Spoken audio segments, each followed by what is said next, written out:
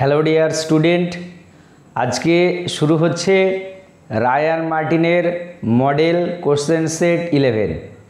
এর আগে 10টা মডেল কোশ্চেন সেট কমপ্লিট করা হয়েছে। যারা এখনও দেখনি অবশ্যই সেই ভিডিওগুলো দেখে নেবে, এবং যারা যদি কেউ আমার চ্যানেলে নতুন হয়ে থাকো তাহলে অবশ্যই চ্যানেলটাকে সাবস্ক্রাইব করে দেবে। দেখো, মডেল কোশ্চেন সেট 11-এর প্রথমে যে এমসিকিউটা আছে কি বলেছে, জি এর পরিমাপে শতকরা ত্রুটির পরিমাপ।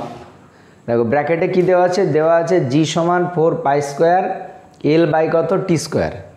এবার এখানে দেখো এল এর একটা সমীকরণ দিয়েছে আর টি এর একটা সমীকরণ দিয়েছে। তাহলে জি পরিমাপে শতকরা ত্রুটি কত হবে সেটা কি করব, আমরা ক্যালকুলেশন করব।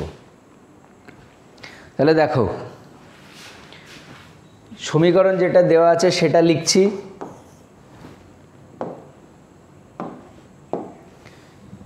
জি সমান 4π², উপরে দেখো এল বাই নিচে কত টি স্কোয়ার। আমরা কি করব, জি পরিমাপে শতকরা ত্রুটি ক্যালকুলেশন করব। তাহলে দেখো del g by g into 100, এটার সমান দেখো 4π² কি ধ্রুবক, ওটা পরিমাপে কোনো ত্রুটি হবে না, ইন্টু এখানে দেখো del L by L into কত 100 plus del T by T into 100। ঠিক আছে, এবার দেখো ডেল এল এর যে ভ্যালু সেটা কত আছে 0.1, আর এল এর ভ্যালু কত আছে 100। তাহলে 0.1/10 ইন্টু এখানে 100 প্লাস ডেল টির ভ্যালু দেখো দেওয়া আছে 1, আর টি এর ভ্যালু যেটা দেওয়া আছে সেটা হচ্ছে 100 ইন্টু এখানে আবার 100 আছে। এখানে যদি আমরা দশমিকটা তুলে দিই তাহলে নিচে একটা কি হয়ে গেল 10 হয়ে গেল। তাহলে এই শূন্য দুটো শূন্য কেটে গেল, এখানেও কেটে যাচ্ছে। তাহলে এটা হচ্ছে 1 আর ওটা হচ্ছে 1, তাহলে 1 + 1 মানে 2। তাহলে এখানে জি পরিমাপে শতকরা যে ত্রুটি সেই ত্রুটিটা কত আসবে 2%, অর্থাৎ অপশান এ যেটা সেটা হবে সঠিক উত্তর। ঠিক আছে, নেক্সট যে কোশ্চেনটা আছে দেখো কি বলেছে, একটি আয়তাকার মাঠের দৈর্ঘ্য ও প্রস্থ যথাক্রমে বলে দিয়েছে। দেখো দৈর্ঘ্য যেটা বলেছে সেটা যদি এল হয় তাহলে এল সমান 55.3 মিটার, আর প্রস্থ যদি বি হয় তাহলে বি সমান দেখো বলে দিয়েছে 25 মিটার। আর যেটা ক্যালকুলেশন করতে বলেছে ক্ষেত্রফল মিটার স্কোয়ার এককে। দেখো আমরা জানি আয়তক্ষেত্রের ক্ষেত্রফল বা এরিয়া, সেই এরিয়া সমান কি জানি দৈর্ঘ্য ইন্টু প্রস্থ। তার মানে দেখো 55.3 ইন্টু 25 এটা আসবে, অত মিটার স্কোয়ার। অর্থাৎ দেখো ক্ষেত্রফল নির্ণয় করতে গেলে এই দুটো সংখ্যার কি করতে হচ্ছে, গুণ করতে হচ্ছে।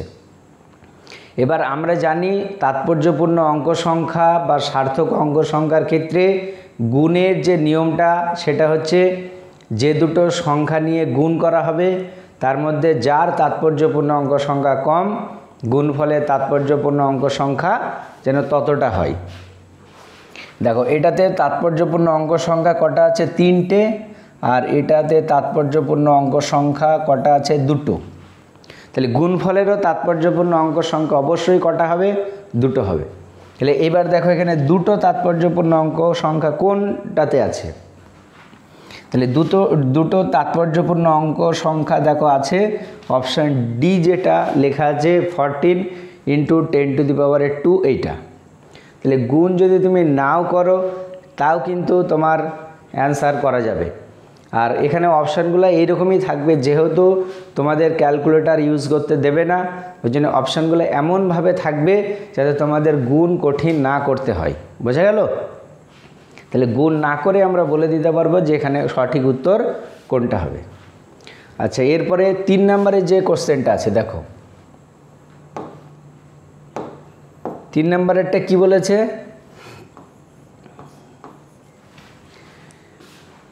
বল ব্র্যাকেটে এফ ত্বরণ ব্র্যাকেটে এ ও সময় টিকে মূল রাশি বিবেচনা করা হলে শক্তির মাত্রিয় সংকেত কী হবে। দেখো এইরকম টাইপের যদি কোশ্চেন থাকে নিয়মটা ভালো করে জেনে নাও, যে প্রবলেমই আসুক না কেন এই নিয়মে তুমি করবে, তাহলে প্রত্যেকটা কিন্তু প্রবলেম করতে পারবে। দেখো আমাদের কার মাত্রিয় সংকেত ক্যালকুলেশন করতে বলেছে, শক্তি। তাহলে আমরা ধরে নিচ্ছি শক্তির মাত্রিয় সংকেত ই, এটা সমান ওই বল যেটা দেওয়া আছে সেটার পাওয়ারে এক্স, ত্বরণ যেটা দেওয়া আছে তার পাওয়ারে ওয়াই, আর সময় যেটা দেওয়া আছে তার পাওয়ারে জেড। এটা আমরা ধরে নিলাম। এবার দেখো যদি আমরা এক্স ওয়াই জেডের ভ্যালু ক্যালকুলেশন করতে পারি, তাহলে ওই তিনটে মূল রাশির রেসপেক্টে ওই এনার্জি বা শক্তির যে ডাইমেনশন বা মাত্রা কী হবে সেটা ক্যালকুলেশন করতে পারবো। তাহলে দেখো এখানে কিভাবে এটা এক্স ওয়াই জেডের ভ্যালু ক্যালকুলেশন করবে। বাম দিকে কী আছে, শক্তি। শক্তির যে মাত্রা সেটা আমরা জানি M L square T to the পাওয়ারে -2। এটার সমান দেখো বলের মাত্রা হয় M L T to the পাওয়ারে -2, তার পাওয়ারে দেখো কি আছে এক্স, আর এটাকে বলেছে ত্বরণ, ত্বরণের মাত্রা হয় এল, টি এর পাওয়ারে -2, তার পাওয়ারে আছে ওয়াই, আর টি এর মাত্রা টি হয়। তাহলে এটা জেড। বাম দিকে যেটা আছে সেটা থাকলো M L square T to the পাওয়ারে -2। ডান দিকে দেখো এখানে এম এর যে পাওয়ার সেই পাওয়ারে কি আসবে এক্স, কারণ এম একটাই আছে, এই এক্সটা সবার পাওয়ারে আছে। এল এর পাওয়ারে দেখো এখানে থেকে যেটা থাকছে এক্স, আর এখান থেকে থাকবে দেখো ওয়াই। তাহলে এল এর পাওয়ারে কি আসছে এক্স প্লাস ওয়াই, আর টি এর পাওয়ারে এখানে থেকে দেখো আসছে -2x, এখান থেকে -2y, আর লাস্টেরটা থেকে +z। এবার আমরা কি করব, বাম দিকের সঙ্গে ডান দিকের তুলনা করব। দেখো এখানে এম এর পাওয়ারে কিছু নেই মানে 1 আছে, এখানে এম এর পাওয়ারে এক্স, তাহলে কম্পেয়ার করলে দেখো এক্স ইকুয়াল টু কত 1। এল এর পাওয়ারে দেখো এখানে 2, আর ওখানে কি আছে এক্স প্লাস ওয়াই, তাহলে এক্স প্লাস ওয়াই এটা সমান কত 2, আর টি এর পাওয়ারে দেখো এই দিকে আছে -2x -2y প্লাস জেড, এটা সমান কত হবে -2 হবে। এবার এখান থেকে আমরা এক্স ওয়াই জেডের ভ্যালু ক্যালকুলেশন, দেখো এক্স তো পেয়ে গেছি, তাহলে এখানে এক্সের ভ্যালু যদি বসিয়ে দিই তাহলে ওয়াই পাবো। তাহলে এখান থেকে দেখো ওয়াইয়ের যে ভ্যালু সেটা কত আসবে 1। এক্সের ভ্যালু 1, ওয়াইয়ের ভ্যালু 1। এবার জেডের ভ্যালু ক্যালকুলেশন করবো। দেখো -2 ইন্টু এক্স, এক্সের জায়গায় 1, -2 ইন্টু ওয়াই, ওয়াইয়ের জায়গায় 1, প্লাস কত জেড, এটা সমান কত -2। ঠিক আছে, তাহলে এখানে দেখো -2, এটাও -2 কেটে গেল, তাহলে জেড সমান দেখো এটা ওই দিকে চলে গেল 2 হয়ে গেল। তাহলে এক্সের ভ্যালু পেলাম, ওয়াইয়ের ভ্যালু পেলাম, জেডের ভ্যালু পেলাম। তাহলে ওই তিনটে মৌলিক রাশি বা মূল রাশির রেসপেক্টে শক্তির যে মাত্রা সেটা কত আসবে, ই সমান এফ, এটা দেখো এ, আর টি এর পাওয়ারে কত 2। তাহলে এইটা হচ্ছে শক্তির মাত্রা এফ এ টি স্কোয়ার। তাহলে দেখো এফ এ টি স্কোয়ার মানে অপশান বি যেটা সেটা হবে সঠিক উত্তর। তাহলে এইরকম টাইপের যে প্রবলেমে আসুক না কেন এই যে নিয়ম, সেই নিয়মটা প্রয়োগ করবে, তাহলে দেখবে চলে আসবে। আচ্ছা, নেক্সট যে কোশ্চেনটা আছে দেখো 4 নম্বরেরটা কি বলেছে, একটি গতিশীল বস্তুর সময় টি ও অতিক্রান্ত দূরত্ব এক্স এর মধ্যে সম্পর্ক কি দেওয়া আছে, টি সমান M X square plus N X, যেখানে এম ও এন ধ্রুবক, কণার বেগ ভি হলে মন্দনের রাশিমালা কত, মন্দন ক্যালকুলেশন করতে হবে। আচ্ছা, যে সমীকরণটা দেওয়া আছে সেটা লিখছি। কি দেওয়া আছে, টি সমান M X square plus N X, তাই তো। এবার মন্দন ক্যালকুলেশন করতে হবে। দেখো আমরা জানি ত্বরণ বা মন্দন ক্যালকুলেশন করতে গেলে সরণ আর সময় যদি সমীকরণ দেওয়া থাকে তাহলে ডেরিভেটিভ করতে হয়। এটাকে যদি ডেরিভেটিভ করি তাহলে দেখো টিকে টি এর সাপেক্ষে ডেরিভেটিভ করলে কত 1, আর ডান দিকে এটা দেখো এম থাকছে, এটা এক্স স্কোয়ার আছে, ডেরিভেটিভ করলে দেখো এটা হবে 2x ইন্টু কত dx বাই dt, আর পরেরটা দেখো n into dx by dt, আচ্ছা এবার এখানে এটা 1 থাকলো m ইন্টু বা 2mx লিখছি, এটাকে আমরা 2mx ইন্টু দেখো এটা কত v প্লাস এটা দেখো n ইন্টু কত v, এটা চলে আসছে। আচ্ছা এখান থেকে যদি ভিটা কমন নিই তাহলে 1 এটার সমান কত আসছে, ভিটা কমন নিলে 2mx প্লাস কত n, এটা আসছে। আচ্ছা এইবার এটাকে যদি আমরা আবার ডেরিভেটিভ করি তাহলে কি আসবে, ঠিক আছে। তাহলে দেখো আবার যদি আমরা ডেরিভেটিভ করি তাহলে যেটা আসবে, এদিকে যেহেতু 1 আছে, 1 একটা ধ্রুবক রাশি, তার ডেরিভেটিভ করলে 0, আর এটাকে আমরা ইউভি যে নিয়ম আছে সেই নিয়মের রেসপেক্টে ডেরিভেটিভ করব।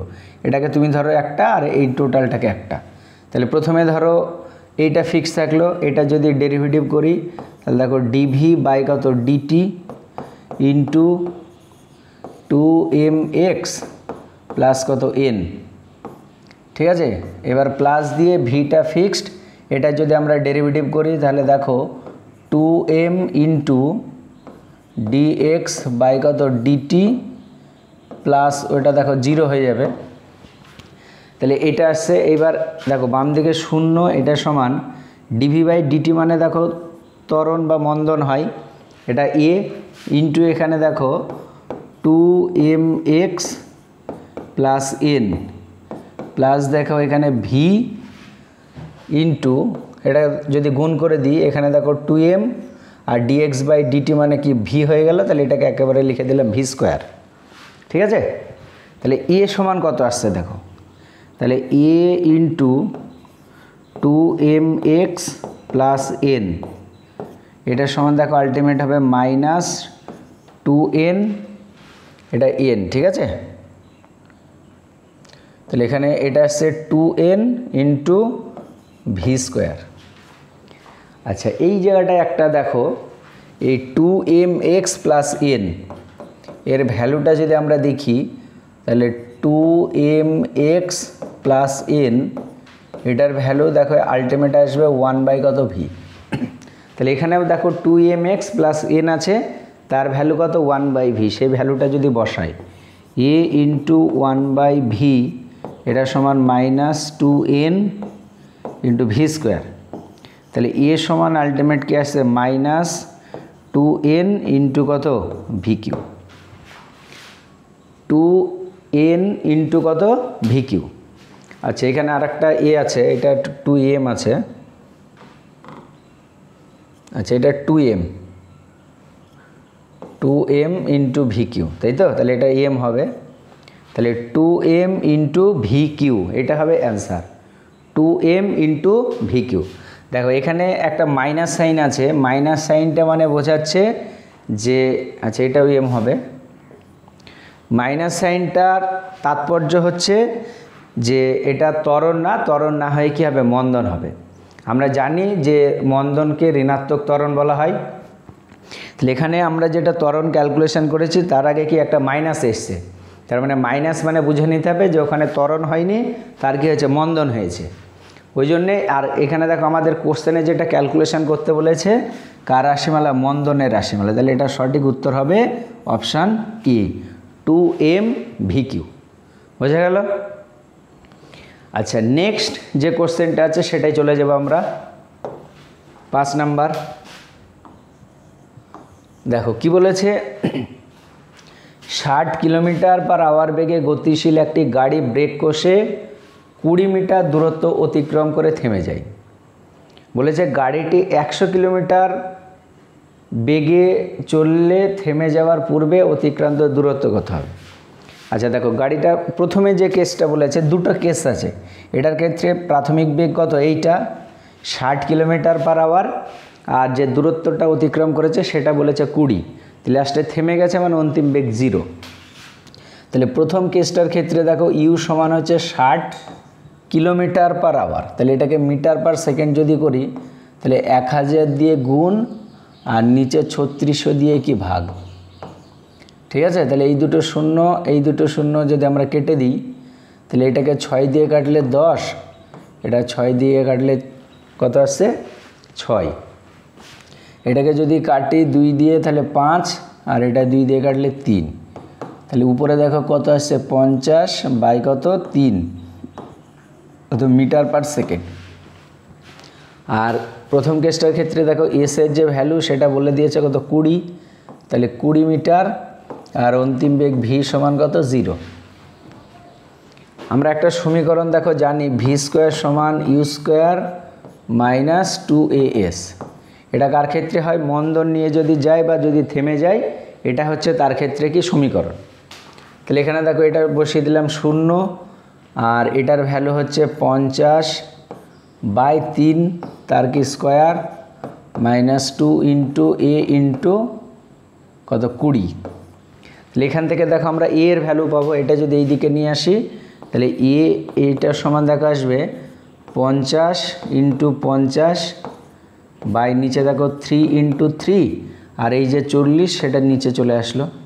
তাহলে এই শূন্য কেটে যাচ্ছে, এটাকে যদি কাটা হয় 2 দিয়ে তাহলে 25, আর এটা হচ্ছে 2, তাহলে আলটিমেট কত আসছে 5 25 125, আর নিচে 3 3 9, 9কে 2 দিয়ে গুণ করলে 18।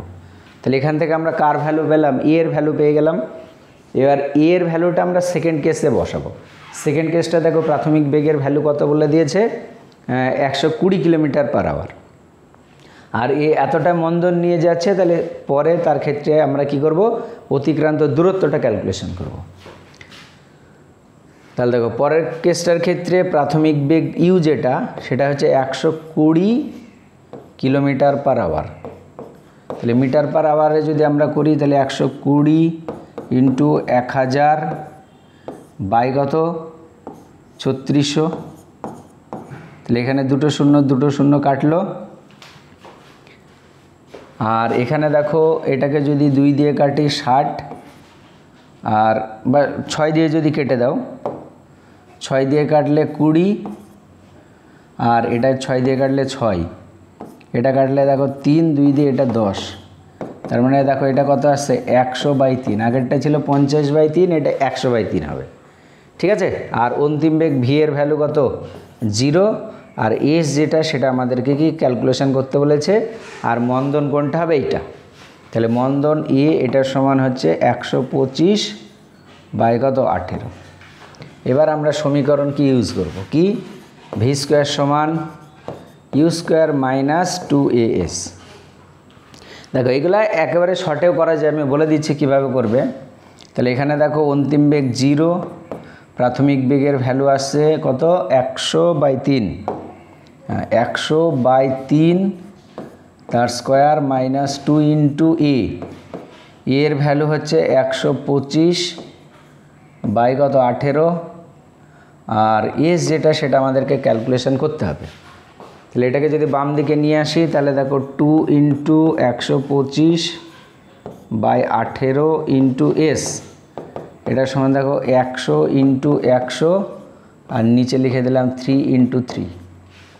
এখান থেকে এস সমান কত আসছে 100 ইন্টু 100 ইন্টু 18 বাই নিচে 3 ইন্টু 3, এটা থাকলো, আর এখানে দেখো 2 ইন্টু কত 125।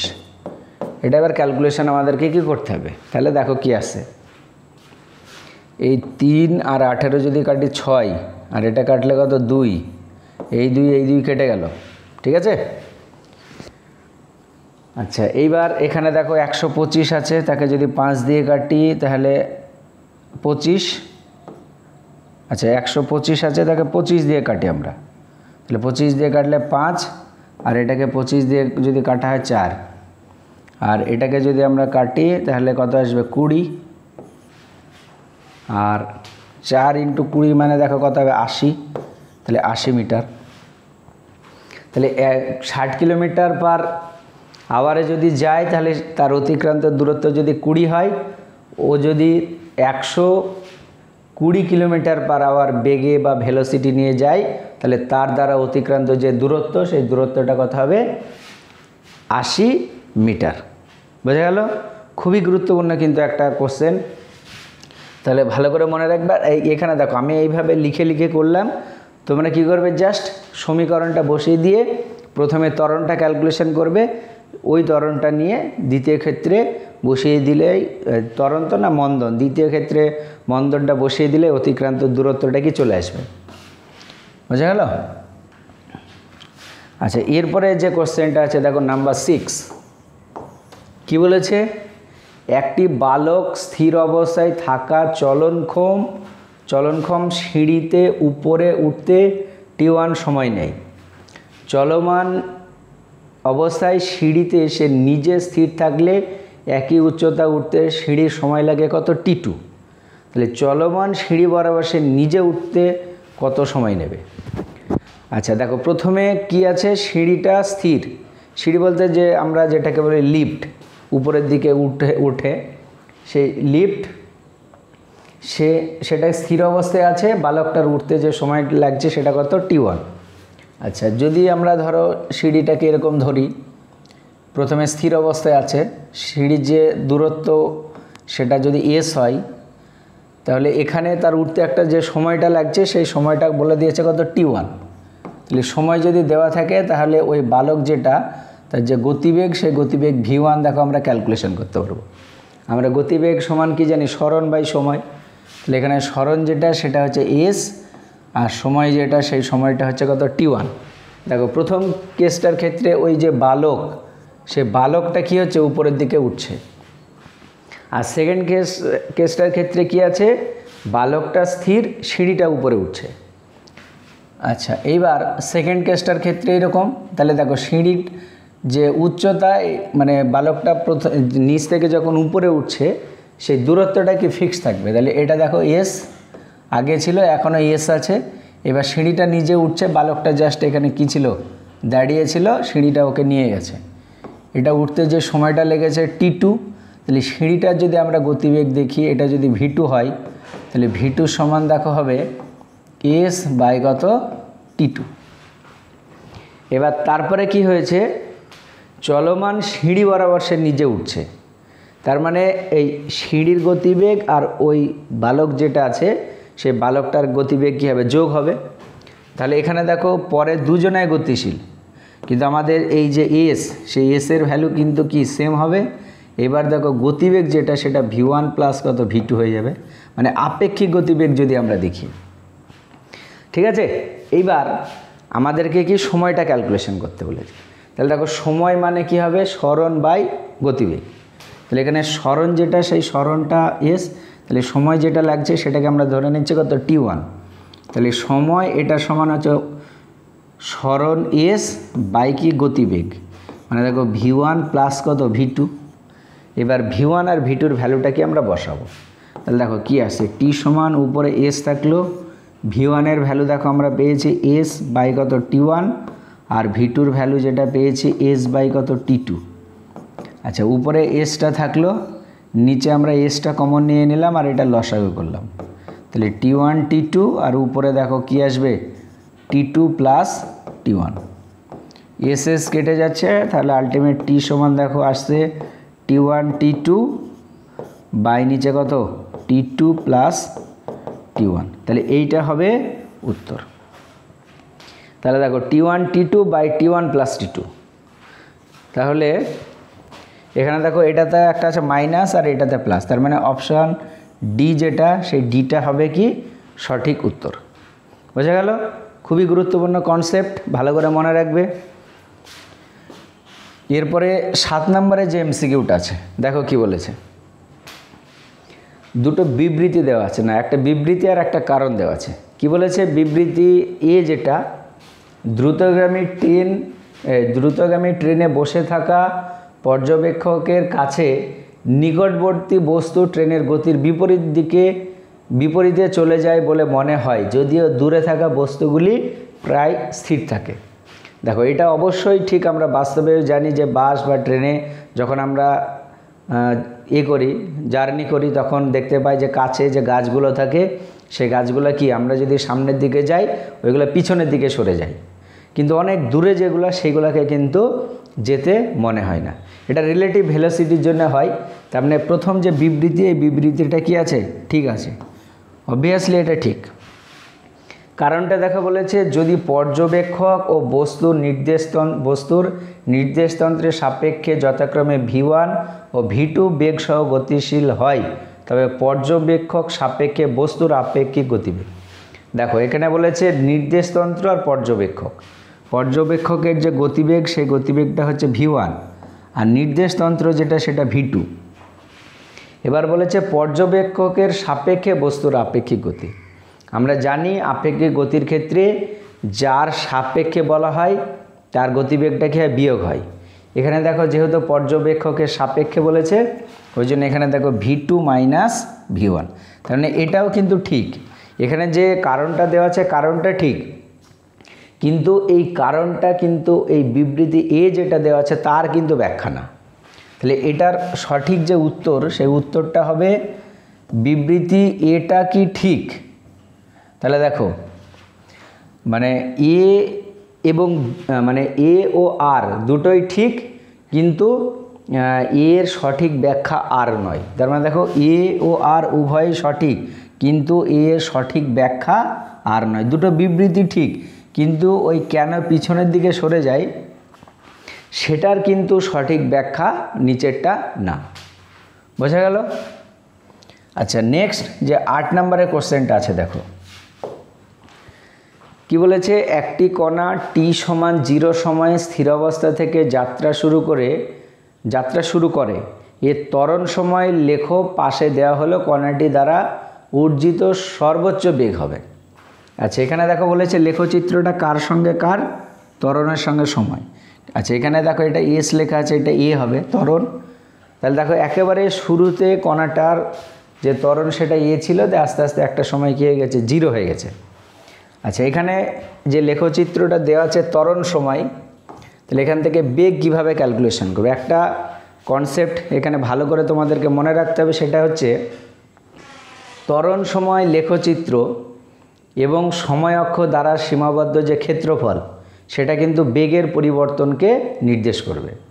ভালো করে শুনে রাখো, ত্বরণ সময় লেখচিত্র আর সময় অক্ষ দ্বারা সীমাবদ্ধ যে ক্ষেত্রফল সেটা কাকে নির্দেশ করবে, বেগের পরিবর্তনকে। এবার দেখো এই যে কেসটা, সেই কেসটার ক্ষেত্রে এই জায়গাটায় ত্বরণ কী হয়ে গেছে, 0 হয়ে গেছে। তাহলে এইবার এখানে যেহেতু একটা জায়গায় ত্বরণ 0, তাহলে এখানে তোমার এই লেখচিত্র যেটা, সেই লেখচিত্রর যদি আমরা ক্ষেত্রফল ক্যালকুলেশন করি তাহলে সেই ক্ষেত্রফলটাই হবে তার কি বেগ, যেহেতু একটা বেগ কী হবে, 0 হবে। আচ্ছা দেখো, তাহলে ওই লেখচিত্র যেটা, সেই লেখচিত্রে যদি আমরা এরিয়া বা ক্ষেত্রফল ক্যালকুলেশন করি, এরিয়া দেখো এই যে লেখচিত্র আর সময় অক্ষ দ্বারা সীমাবদ্ধ যে ক্ষেত্রফল, এটা কি একটা ত্রিভুজ, আর ত্রিভুজের ক্ষেত্রফলের ফর্মুলা আমরা কি জানি, হাফ ইন্টু ভূমি ইন্টু উচ্চতা। হাফ ইন্টু ভূমি মানে দেখো এটা কত, 11, আর উচ্চতা যেটা সেটা 10। তাহলে ভূমি হচ্ছে 11 আর উচ্চতা যেটা সেটা 10। এটাকে যদি কাটি আমরা তাহলে কত, 5, আর 5 আর 11 গুণ করলে কত হবে, 55। তাহলে এটার যে এটা আসছে অর্জিত সর্বোচ্চ যে বেগ, সে বেগটা কত আসবে, 55 মিটার পার সেকেন্ড। যেহেতু বেগ তাহলে মিটার পার সেকেন্ড, তাহলে এটা হবে অপশান বি যেটা, সেটা সঠিক উত্তর। আচ্ছা, নেক্সট যে কোশ্চেনটা আছে দেখো 9 নম্বর কি বলেছে, একটি ক্ষুদ্র ব্লক ঘর্ষণহীন তলে স্থির অবস্থা থেকে গতিশীল, n-তম সেকেন্ডে কণাটি অতিক্রান্ত দূরত্ব sn হলে sn/sn+1 এর অনুপাত কত। দেখো sn হচ্ছে n-তম সেকেন্ডে অতিক্রান্ত দূরত্ব, আর sn+1টা কি, n+1তম সেকেন্ডে অতিক্রান্ত দূরত্ব। দেখো বলেছে স্থির অবস্থা থেকে গতিশীল, তার মানে প্রাথমিক বেগ কত, 0। আমরা জানি n-তম সেকেন্ডে অতিক্রান্ত দূরত্ব sn, এটার ফর্মুলা হয় u+a/2 ইন্টু 2n-1 এইটা। এবার এখানে দেখো প্রাথমিক বেগ যেহেতু 0, তাহলে ইউ এর ভ্যালু যদি 0 বসিয়ে দিই তাহলে sn সমান কী হবে, a/2 ইন্টু 2n-1, এটা n-তম সেকেন্ডে। এবার n+1তম সেকেন্ডে অতিক্রান্ত দূরত্ব সেটা s, এন প্লাস ওয়ান। দেখো প্রাথমিক বেগ যেহেতু জিরো, ওটা লিখছি না, তাহলে এখানেও কী হবে এ বাই টু ইন্টু, এখানে দেখো টু ইন্টু এনের জায়গায় কত N plus one minus one, তাহলে এটার সমান দেখো আসছে এ বাই টু ইন্টু, এটা দেখো two N plus two minus one, তাহলে এটার সমান কি আসছে এ বাই টু ইন্টু, এটা হচ্ছে টু এন প্লাস ওয়ান, এটা কারণ টু মাইনাস ওয়ান মানে কত প্লাস ওয়ান। আমাদেরকে কি এই দুটোর অনুপাত ক্যালকুলেশন করতে বলেছে, S N by S N plus one. তাহলে দেখো এস এনের যে ভ্যালু সেটা হচ্ছে এ বাই কত two into two N minus one, আর এটার ক্ষেত্রে দেখো আমরা পেলাম a by two into two N plus one, তাহলে এ বাই টু কেটে যাচ্ছে, তাহলে এটার সমান আসছে two N minus one by two N plus one. তাহলে দেখো two N minus one by two N plus one, তাহলে দেখো এটার অপশান যেটা আছে অপশান সিটা হচ্ছে সঠিক উত্তর। দেখো এখানে বিটা দেওয়া আছে উপরে কি two N plus one by two N minus one, তাহলে আমাদের যে সঠিক উত্তরটা আসলো সেটা কত option C two N minus one by two N plus কত ওয়ান, এটা হচ্ছে সঠিক উত্তর। বোঝা গেল?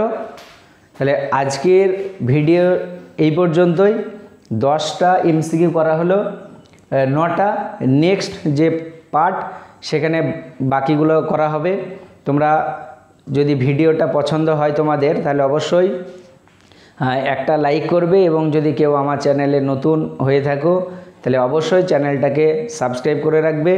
আর যদি কোনো জায়গায় না বুঝতে পারো তাহলে অবশ্যই সেই জায়গাটা আমাকে কমেন্ট বক্সে জানাবে।